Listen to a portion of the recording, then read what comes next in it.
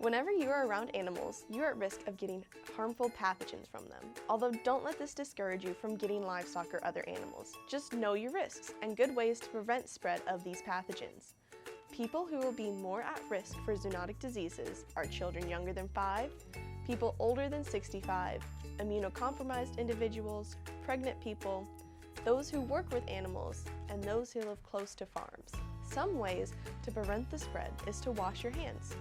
Make sure to wash your hands before and after handling animals. While you're handling animals, you can use hand sanitizer. This will also help to kill off pathogens when you may or may not have quick access to sink and soap. Another good prevention method is to not eat or drink in the same spaces as animals. You can hang up no eating or drinking signs or even draw a line on the ground to remind people not to take food or drinks into these areas. You can also put your barn on a cleaning schedule. Make sure to properly sanitize high-use areas of the barn often, and have an area of the barn for a transition area. This area is where you can hang up coveralls or other clothing that are designated for barn only. Also, make sure when necessary you are utilizing gloves and masks. If an animal has a contact disease, make sure you are wearing gloves when treating them.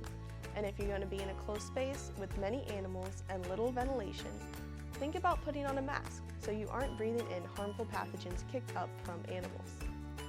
We can also make sure that there are no toys or play equipment in the barns.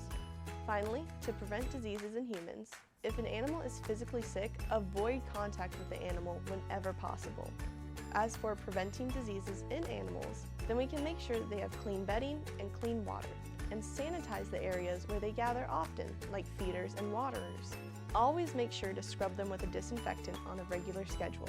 Also, make sure that during birthing season, the pens are properly cleaned of birthing products before putting another animal in that pen to give birth.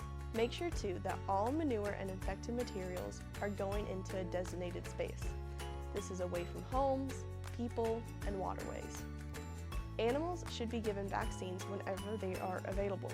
Not all diseases will have a vaccine, but make sure to talk with your vet about the possible ones. Make sure to keep newly purchased animals away from your herd for at least 2 weeks to watch for signs of illness. Make sure to call your vet as soon as possible when an animal is ill.